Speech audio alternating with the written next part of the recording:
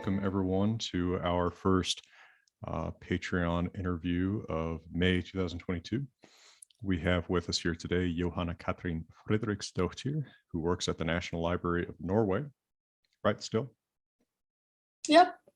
And Jóhanna Katrín was a consultant on the new movie, The Northman. So would you like to tell us a little bit about what it was like, what you did, what you contributed, where we might look for stuff that you had an impact on? Yeah, thank you so much for having me again on your channel, by the way. Really enjoyed it last time. Yeah, so I was interviewed by you a couple of years ago about my book, Valkyrie, Women of the Viking World. And when I was I'd kind of finished it, but I just got an email out of the blue from a Hollywood producer. And he, he asked if I would be interested in allowing Robert Eggers and Sean to read my book. And they were doing research on writing a screenplay for a Viking film. And I obviously thought this was extremely exciting, and just couldn't really believe it, because also like the book hadn't come out, so I feel like it didn't have a lot of credentials in some ways, still, maybe, but they wanted to see it, so they read it, I guess. And then a couple of weeks later, I was asked if I would read the screenplay, which I then did. And I just kind of commented on everything that sprang to mind. So in terms of, plot development or character development, but also sometimes, I would be like, oh, I'm not sure if the architecture is quite right here, or, some kind of material aspect. But I tried not to claim this is wrong or anything. Right. I would just say like, yeah, can we talk about this? And then, so we like had a meeting and discussed my comments, I guess, and had a just dialogue about, would this character have done this or said this to this other character? And then I guess they continued to work, and they were talking to lots of other scholars. But I want to make it very clear that they had obviously done so much research before, at least talking to me.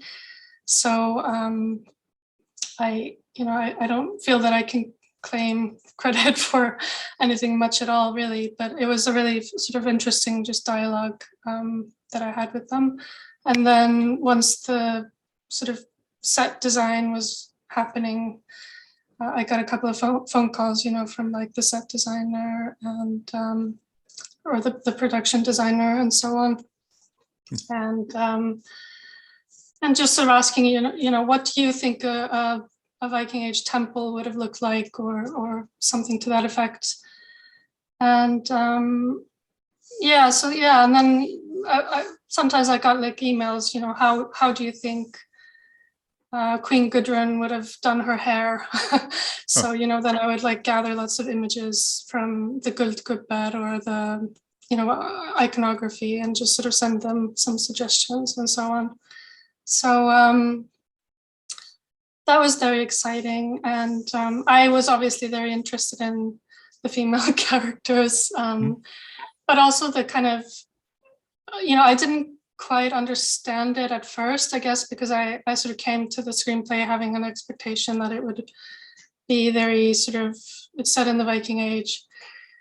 So there's going to be it's going to be much more like maybe the King's sagas and the Íslendinga sögur, the more realistic sagas. But then I realized after, reading it again and thinking about it, that it's much more inspired, I think, also by the legendary sagas, the Fornaldarsögur. And then I found that very interesting, actually. And you know, if we come to it with those expectations that it's just going to be super kind of realistic in every single way, and like not have anything supernatural, or, you know, it's going to be politics and litigation, and that's not, you know, the film that they wanted to make, obviously. Right. Yeah. And yeah, I mean, I just sort of, I guess, I can't really name any one thing as to my influence, but I remember saying like, oh, I think Olga needs a really good line, and, you know, that kind of thing. So I hope I contributed in some small way, but, you know, at the end of the day, it's their film. Right. But it sounds like they knew that you were the right person to come to with exactly the kind of questions that you would be best equipped to handle of anyone that I could think of. So that's a credit to them that they knew who to ask, right? And it also sounds like from the way you're talking about it that they must have had pretty good questions. It must have reflected pretty good reading and background knowledge from beforehand.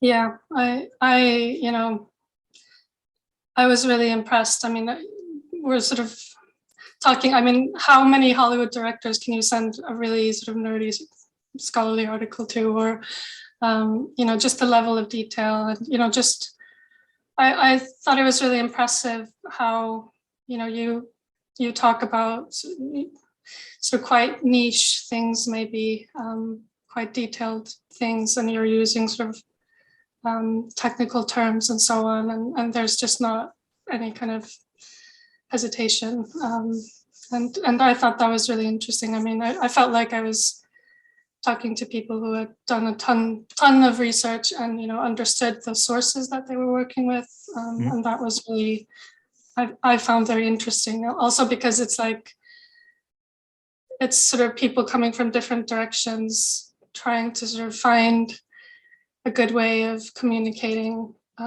what these sort of sources are about, or you know, different aspects of the Viking Age and of the sagas and sort of legends and so on. And it's like there's no kind of competitive academic arguing or anything like that. So it was very rewarding and sort of stimulating, I felt. Well, and so it sounds like you had access to a full screenplay pretty early on, if this was before your book was even published, because your book was published, I believe, in early 2020, right? Yeah, it was like April 2nd, 2020. But yeah, I mean, I really can't remember. I think I sent in the index like at some point in late November, maybe. So, you know, I can't remember at what point I had the proofs, but it was pretty finished at this point. And so did you see multiple drafts or incarnations of the screenplay? Did it kind of evolve with you? Were you, I guess I'm trying to picture what it looks like when you get a screenplay. Like, are you seeing it as a Google Doc that people are actively editing, or? I didn't know. I got a PDF, and I mean, I got the one file, and then you know, sometimes they would say like, oh, we changed this, or we worked more on this or something, but I wasn't like interfering anything more, I guess, in the screenplay after that, sort of down to the deep sort of level of detail that I did at first, I guess. Well, I'm impressed and pleased that they did include you at such a deep and long-term level. I mean, that's a lot more than just, you know, someone asked me to translate something, right? It sounds like serious influence. Thank you. Yeah, I mean, I found it really interesting to work in this kind of new way, I guess, for me. I mean, I don't write conversations, or I can't tell the author of Neil's saga like, oh, I think you should have like made such and such character do something else, because yeah, like I thought it was sort of interesting to have the opportunity to sort of just talk about some of the directions they were going in and so on. But, sure. Yeah. Well, will you take some questions from the audience? Absolutely. I'll start you with one that was submitted on Patreon. by Ulrich. Well, actually, Ulrich is here. So if you'd like, you can type this out, or I'll just read this since it's already on Patreon. Ulrich says, during some scenes in the movie, I noticed a few wooden statues around and people worshiping them. Were those around during that time? Like wooden idols like we see in the in some of the temples. Yeah, I mean, it's really tough actually, because we don't have any Viking age temples remaining, and we have some saga descriptions that are obviously much later, but they talk about Viking temples as like having wooden idols, yes. And yeah, I mean, it's sort of, there's quite a lot of freedom, I think, that the production designer had there. And I think I was listening to an interview on Saga thing with Robert and Sean, where they were kind of saying like the sort of stone, that sort of picture stone that they have in the temple, that was kind of like the production designer's idea. But yeah, I think that was the sort of one of the areas where they had quite a lot of freedom, and just a lot of guesswork and trying to sort of work out, well, what would the most likely scenario be? And I guess, needless to say, there will probably be some spoilers in this discussion as we get into some particular scenes. I'll try not to spoil, I guess, major plot turns or something like that, but we'll probably talk about some individual scenes here. I was thinking about some of the scenes that we see that have a religious context really put me in mind of Eyrbyggja Saga, the description of the temple, I think in chapter 4, with the horse blood being splattered on attendants. And of course, there was probably the most dramatic reenactment of the funeral scene from Ibn Fadlan's description that I've seen since the 13th Warrior. Yeah, although they obviously leave out some of the aspects that no one really wants to see, and I thought that was a good decision. Well, there was some nudity in that scene that I didn't want to see, but but that's neither here nor there. Hella asked, did you actually see the movie? What do you think about the finished product? Yeah, I have seen it twice now.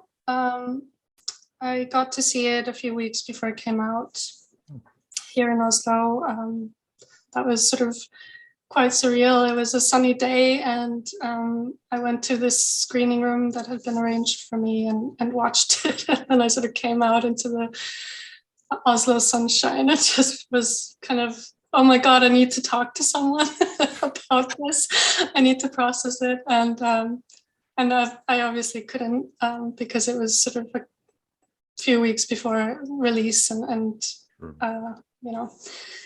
then I saw it again, just like I went with a friend of mine the other day to the movies, and it was really interesting just to see her reactions, because she's also an Old Norse scholar, my friend Kristen Mills, and it was just really exciting to be able to talk about it. And I mean, I thought it was just really thrilling and exciting, and especially when you know kind of some of the behind the scenes stuff, then it's obviously fun. But I think, like, even if I hadn't been involved, I would have found it very interesting. And I mean, yeah, there's a lot of violence, but there's also really interesting characters, and there's really beautiful scenery, and a lot of kind of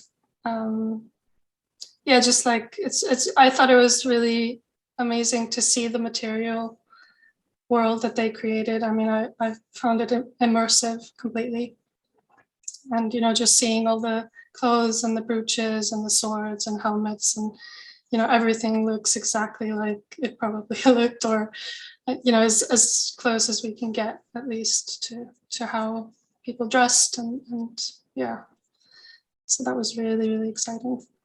That's pretty cool that you got an advance. I mean, in a sense, you actually had multiple advance viewings, because you got to see the skeleton that the movie was built on. John Phyllis asked, could you speak a bit on the language that Olga was using in her speech or spells. It was hard for me to identify during the movie. Was she speaking a Slavic language? Yeah, no, I didn't have anything to do with that. I'm sorry. It sounded to me a little bit in her pronunciation like it was Ukrainian, but it might have been an older Slavic language. I don't know if they were trying to use something like Ultra Slavic. Just a little bits that I could catch sounded like they had kind of Ukrainian pronunciation characteristics. But yeah, I don't know that I can definitively say on that either. No. There is some spoken Old Norse too, or like chanted Old Norse. Chanting, yeah. I think it's mostly chanting, and then also when he's Hamlet is vowing that he's going to go and yeah, I don't know how much to say, but I mean when he's saying "I strength as hate," you know, and then he says something about or otherwise I'll be a Nýðingur. So I mean he's making a vow there.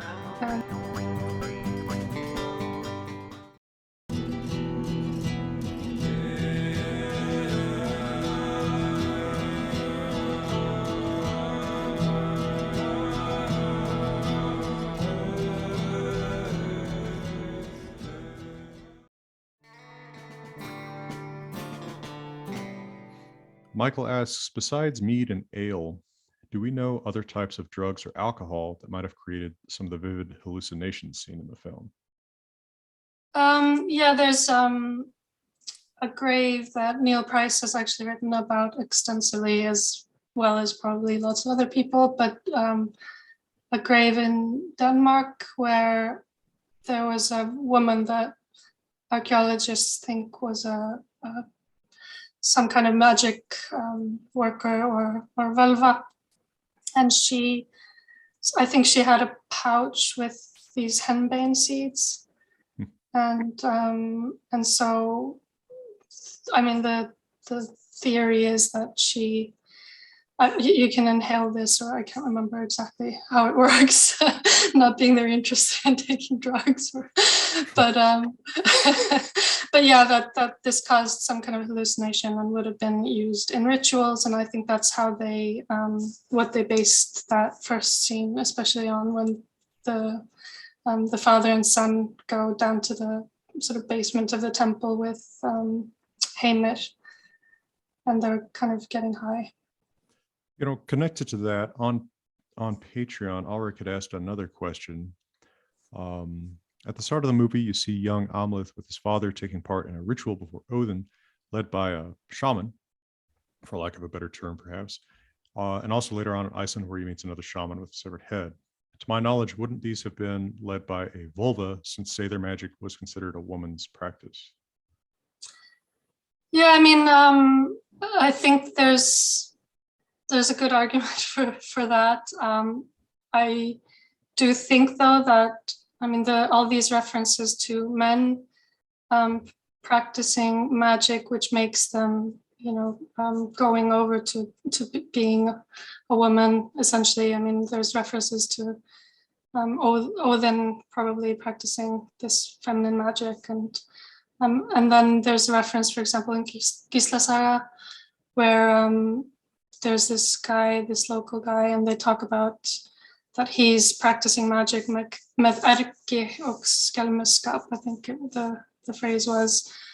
So it seems that, you know, based on these references, you can at least arguably have a male character doing this. And then I think there is a grave where there is a man, sort of a skeleton of a biological man, at least, but with sort of both characteristics from both genders. Although I think it was sort of found in a Sami area, so we don't really know exactly who this person was. But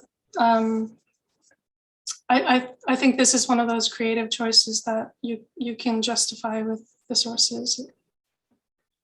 Sure. Let's see what else we got here. We're getting quite a few questions as we go. Hopefully I'm not missing something. Kim asks, what is the feedback you're hearing in academic circles about the movie? I think the people that I talk most to really liked it.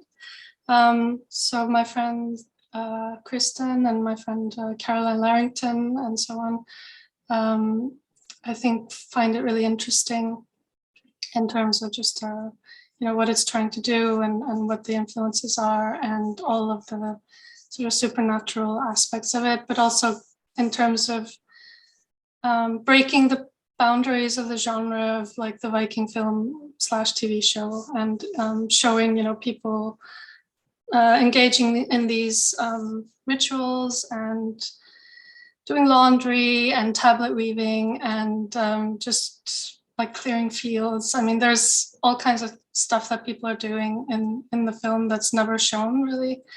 And I think there's another sort of part of academic circles maybe that is frustrated that like, oh, why is everything about violence and revenge?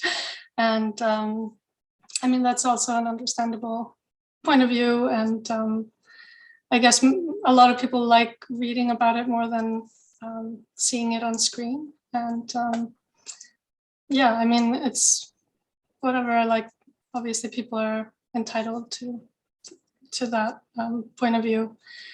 And but it's a little bit like, well, have you read any saga? They're all about violence and revenge. Right. I mean, like there's certainly no lack of those things in any given saga. Sometimes pretty graphically described. So you're right. There's a little bit of a disconnect there. yeah. I don't know. I mean, I thought it was really sort of fun to see all of those references. And like when he goes into the burial mound, for example, I mean, what other Viking movie would ever do that? And there's just so many parts of the Viking world that they actually show that there isn't a huge amount of interest. And then, I mean, also I thought Queen Gudrun is such a fascinating character and very much sort of in the tradition of saga women and what she sort of the choices that she makes within what's possible for her. I found completely believable, and I thought she was a lot more interesting maybe than sort of shield maidens. So I think you're right about that. I think of the performances in the movie, Nicole Kidman's performances really stood out for being a interestingly conceived character and perform well too. And that scene that you mentioned with the burial mound, that and the preceding scene with the Scythe Mother, I thought were the most evocative of real saga literature. Just in terms of everything about those scenes, what really evoked some scenes from real sagas, and of course some really clear shout outs to specific sagas like Grettis Saga with what he does with the head. Anyway, I'll try not to spoil that.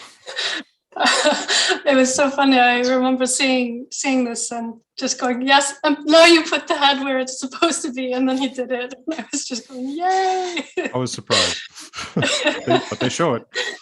Yeah. Blake asks, what were the inspirations for the wolf cult scenes? I thought that was a really interesting take on the Berserker or Wolfheaven idea. Yeah, I mean, I didn't have very much to do with that, to be honest. I mean, I can just sort of talk as more of a scholar than the consultant there, but I think it's based on, I mean, Sjón said on Twitter actually that Rolsa Kraka and the Björkafattur was one of the main inspirations, I think, for this kind of,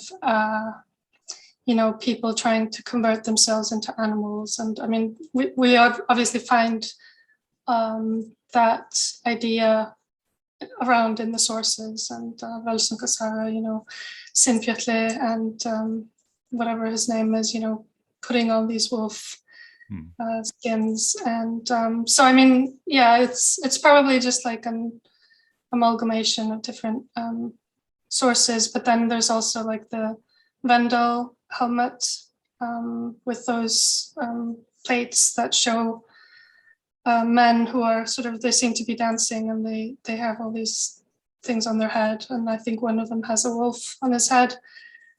So it's sort of coming from different directions. Sure.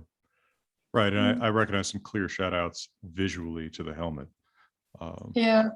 Hopefully I can get some good pictures of that to put on the screen here when I post this. Yeah, and I mean, there's also the sort of general reference to Odin and his connection with wolves, and I think that's the kind of one of the main links to how this particular group of people, I mean, they are clearly into Odin and they're Odin worshippers, and yeah. Other than Fjolnir, who's explicitly dedicated to Freyr, which was an interesting touch. Yeah, and I think that's a comment on his character as well. So, well, and it made me think of him as a little bit of an outsider in a way, because I always feel like, I think it was William Ian Miller who maybe observed that figures associated with Freyr are often kind of outsiders, like socially. Hravenket is kind of aloof from the social order. Yeah. Yeah, and the point is of that saga, isn't it, that he is kind of at odds with his society. And, yeah, it was an interesting touch. Yeah. Actually, connected to that, Daniel asked if the shaman or male witch was meant to be a clear allusion to Odin, with him being dressed like a woman and having a shrunken head, which I also thought was a little bit of a shout out to Hamlet. Yeah. I mean, they say poor Hamlet or something. Yeah, I mean, I thought that was really quite funny. And yeah, I mean, I think I said it before, that there is this line about, is it Lokasana or something, about Odin having practiced magic like a woman. And yeah, like the line in Ynglinga Saga about Freya, teaching the gods Seidr, and that it's really a woman's thing. And so, I mean, I think that scene just has different inspirations, but drawing from lots of sources to kind of create quite an interesting scene. And that first shamanic-like scene, he does actually use Seidr or he uses women's magic as a translation of Seidr, which I thought was interesting. That Odin had learned women's magic. That was pretty clearly a reference, I thought, to Ynglinga Saga and Lokasana that way. Yeah. I was really pleased. I think Robert Egger said we did this interview on Reddit the other day, and I can't remember in what context, but he said something about how I had been kind of going like, well, just remember that all of these female supernatural beings, decide everything, like the Valkyries and the Norns and so on.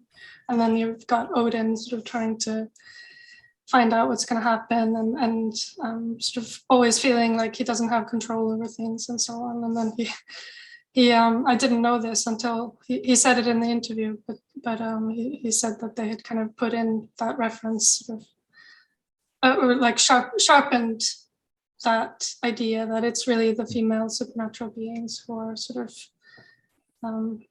in control and have agency. Now that you mention it, I can see a little bit of that framing. Certainly in the dialogue of the movie, a lot of mentions of the Norns, for example. Yeah, and like, there's I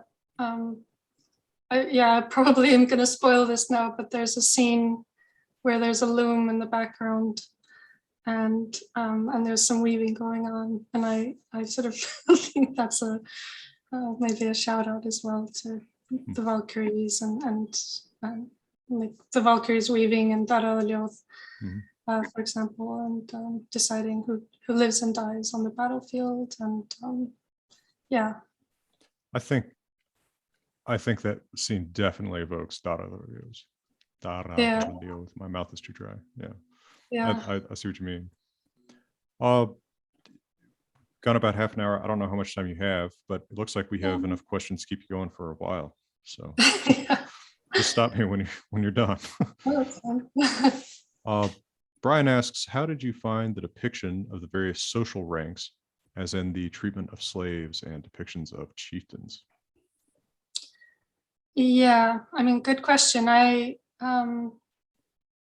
I found the treatment of slaves pretty convincing, like overall. I mean, they obviously have a pretty rough life, and I mean, we see them sort of sleeping with the animals, and I think that's completely in line with the archaeology. And, you know, there's not a huge amount to go on, but Marianne Hem Eriksson has written a little bit about this, and she wrote this book about sort of Viking architecture and how the buildings were sort of organized, and how there's some evidence to suggest that slaves slept, you know, in the barn or like the fire with the animals at any rate. And yeah, I thought it was really, really interesting that they're showing the kind of intensely difficult manual labor that the slaves are put through. And I think the point is made at some point, like, oh, they're not going to survive the winter. And that sort of gives you an idea of how hard, you know, they drove them probably. So yeah, I mean, I thought it was very, very clear, you know, how bad the slave's life was. And if you look at sort of sources like Grotta Söngur, for example, you see like the two female figures in that poem, they're grinding, right? And the poem mentions that they're barefoot and their feet are really kind of going through the mud, and, you know, you just sort of can see how cold they were. And then we've got like Riksthula and all kinds of evidence just sort of making it very clear how badly these people were treated, enslaved people.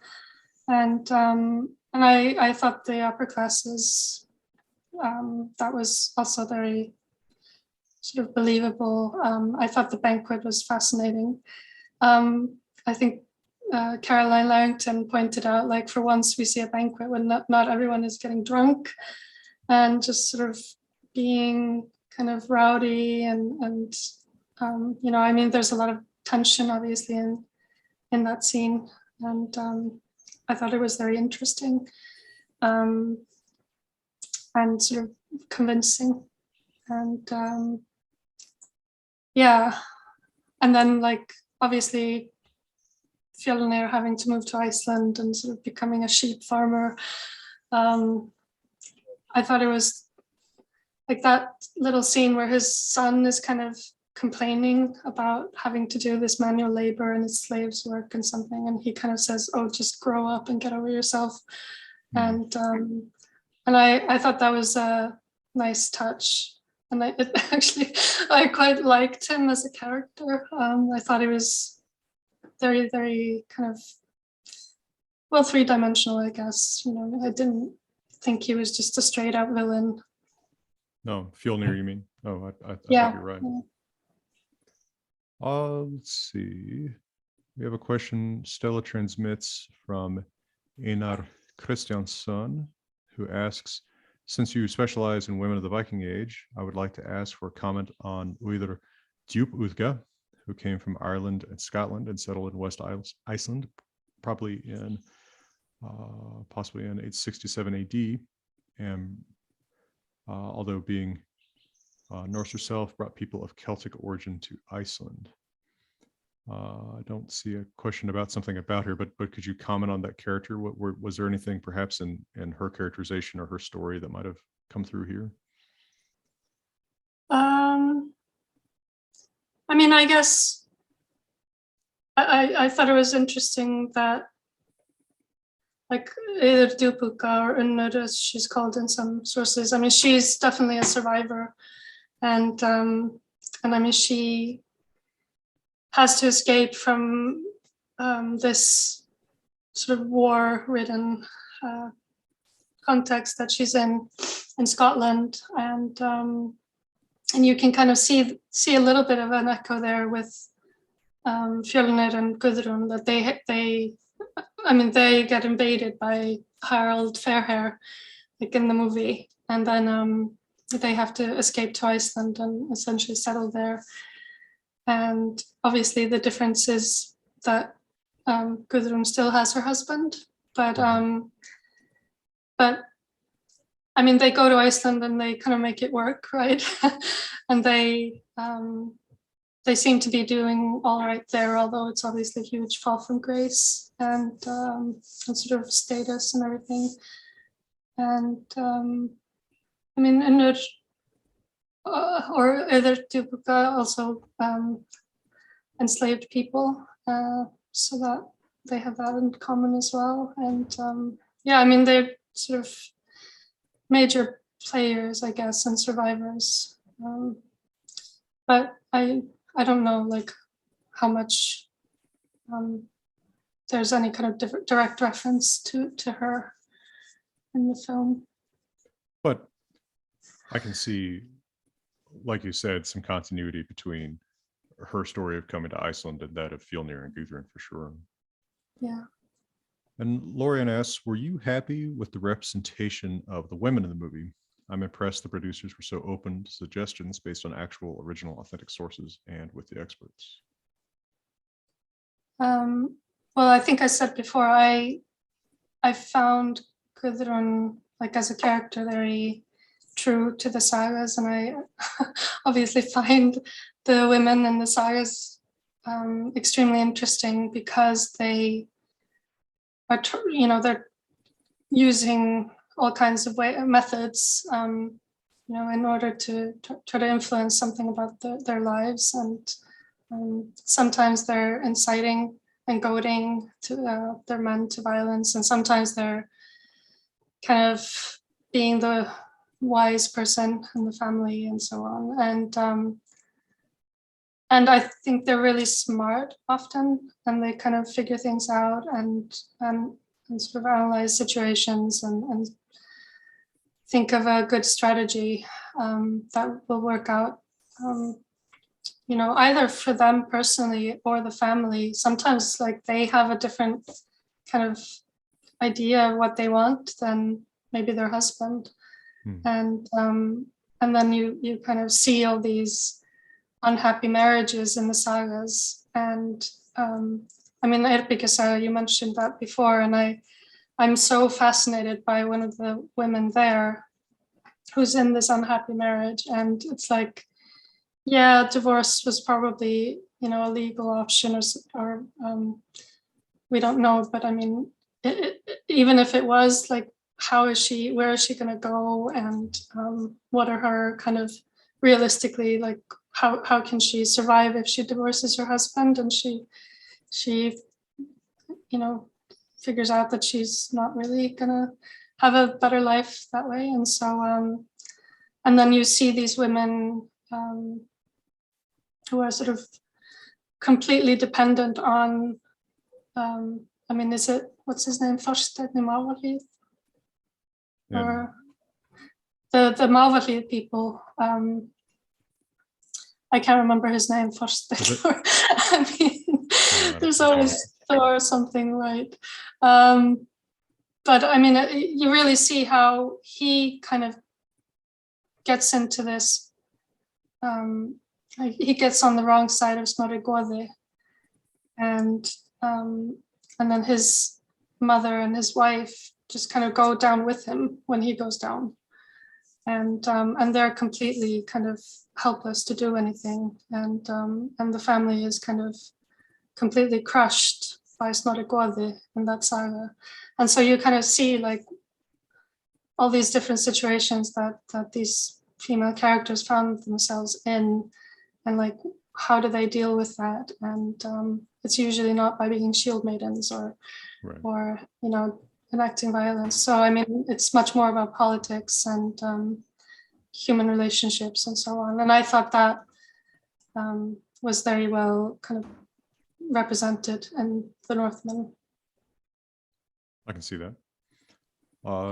Thank you. And Blake asks, speaking of the burial mound, I was impressed by the designs for the props used for the swords. Do you know if they deliberately made the sword and the mound look like a 6th or 7th century sword to show that it was already hundreds of years old? Because when I watched the film, it jumped out. So for sure. Yeah, Neil Price says that. Yeah. I think he said that the sword is meant to look 150 years or so older than when the film is set. And I mean, I don't know. I mean, I don't know how it would have got into a burial mound in Iceland if Iceland hadn't been settled for that long. But I guess my explanation to that was like in Grettis Saga when Ásdís, Grettir's mother, gives him like an heirloom sword that had been in the family for generations. And so that was how at least I explained it, that whoever put it in the burial mound, we don't know when that burial mound was made, but yeah, that the sword could have been much older. Well, the sword of Rolf Kraki, Skupninger, shows up in Laxdæla Saga. So, yes. I mean, I guess there's precedent for what would be equivalently older swords showing up in early timelines of Icelandic sagas. It worked to me. It really worked as a saga element for sure. Yeah. And this kind of backstory about it, how it was forged and so on. I mean, that really reminded me of almost like the mythology when those magical objects being made by dwarves and so on. It really had a mythical feel to it for me. Yeah, I could tell that was what they were going for. Speaking of that, Daniel asked, could you talk about the significance of killing someone with a magic sword? The only thing I could immediately think of was Sigurd's sword. So I guess what were the inspirations behind the sword, Draugr, or its significance in the corpus of Greater Norse literature? Yeah, I mean, this is all Robert and Sjón. I didn't come up with any of this, but I mean I immediately thought about Grásíða in Gísla Saga, for example, that it's this kind of weapon that is made. They make a spear out of a sword that had kind of been damaged, and they melt down all the pieces and make the spear, and it's kind of very significant in the story. And I mean, it's a very common motif in the sagas, I think, that you have like a special weapon, and there's some kind of not curse, but sort of, yeah, like there's some sort of significant element of it, and it sort of adds all kinds of mythical elements, I guess, and sort of sense of foreboding, and it has a lot of kind of it sort of alludes to all kinds of backstories, I guess, and they're sort of playing around with that. Well, it made me think in particular of two sagas, Hervar Saga or Heiðreks, where you have the magic sword that can only be drawn, well, they can only be resheathed if it's drawn blood. Exactly. That was the kind of magic conditions that I thought about.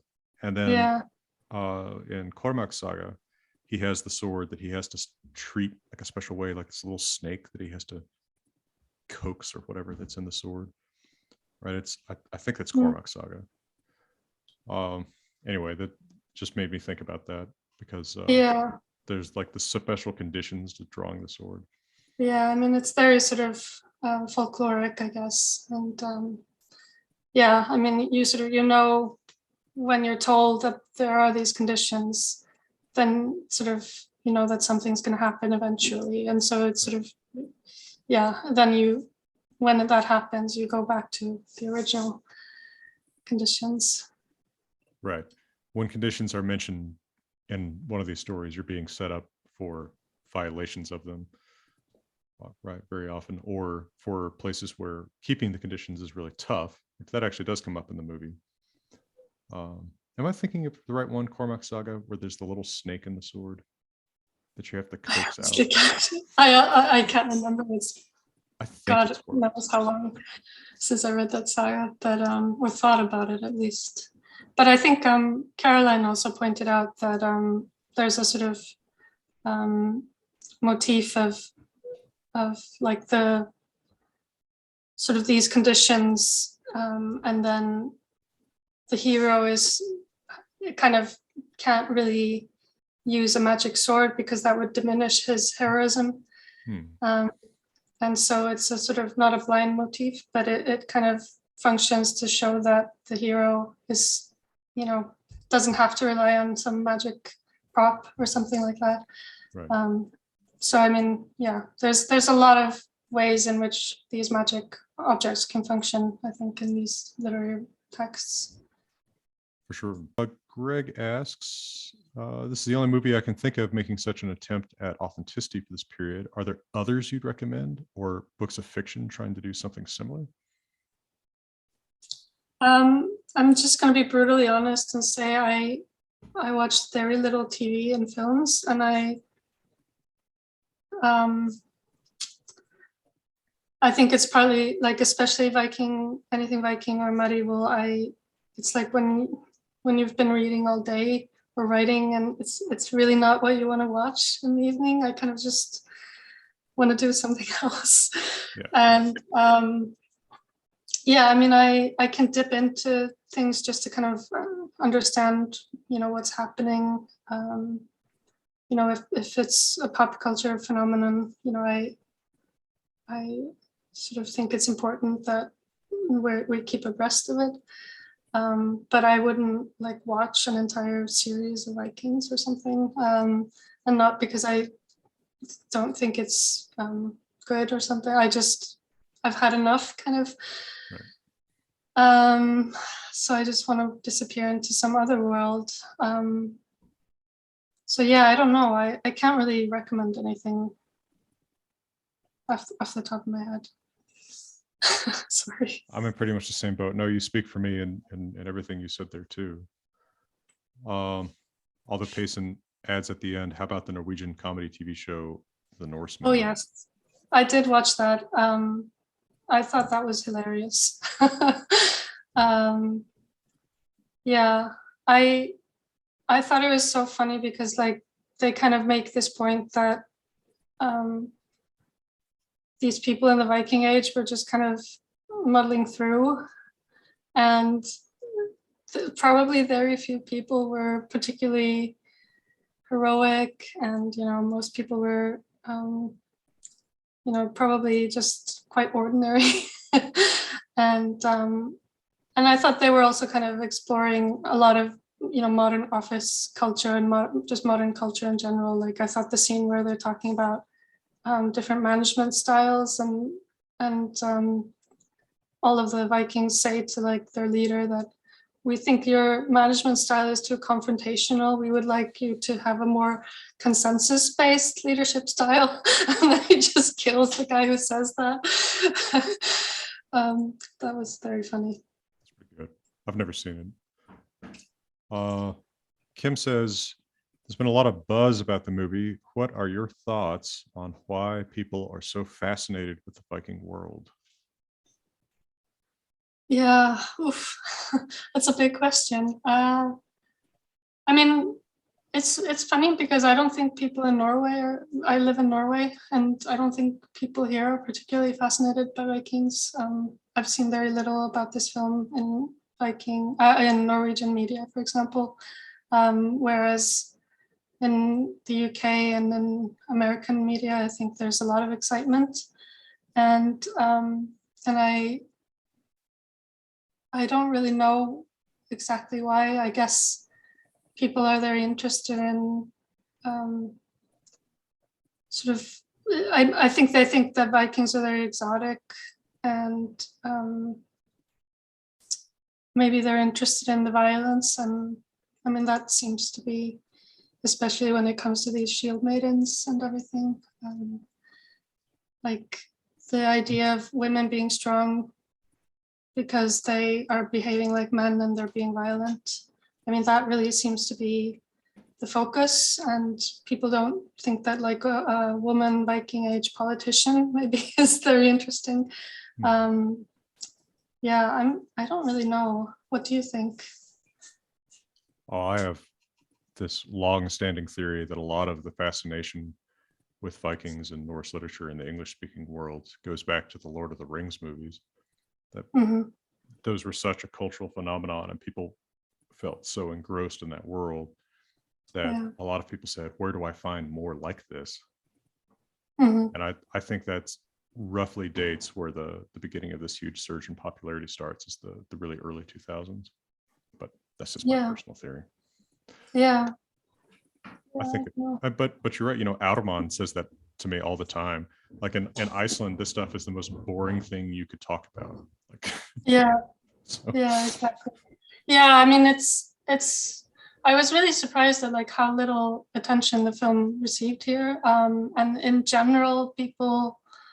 I don't feel like there's very much interest in Vikings, and I wonder if it's like, I mean, when you look at the 19th century and sort of early 20th century, and Vikings were so important in the sagas, and there's this kind of flurry of editions for ordinary people, and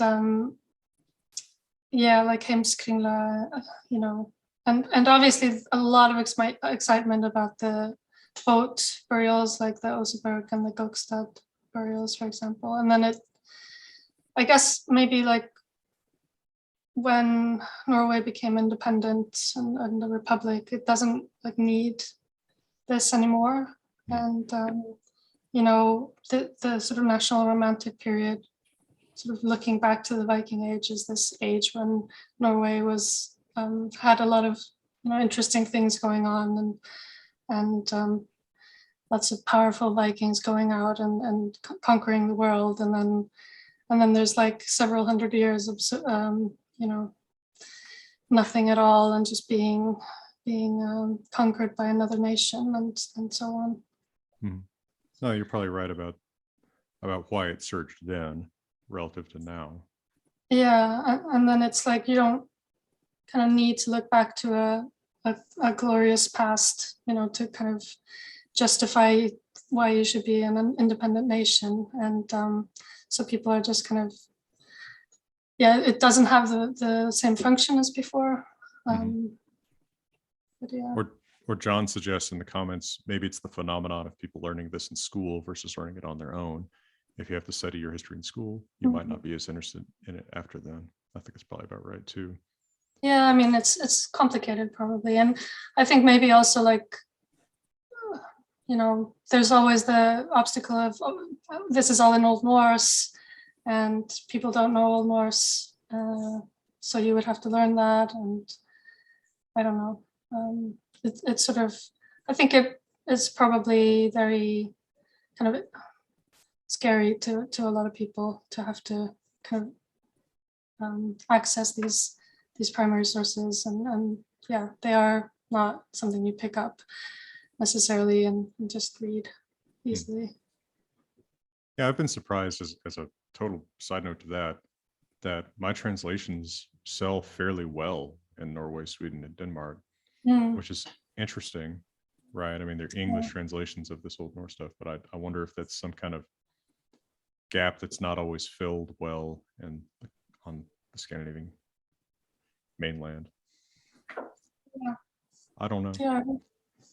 I would think because you've done these accessible translations with really good introductions that just help you into it, and I'm not really sure. I mean, I wouldn't be surprised if there isn't the equivalent of that in Norwegian, and that this does seem extremely kind of like dry and something you have to do in school, and like it's a shame.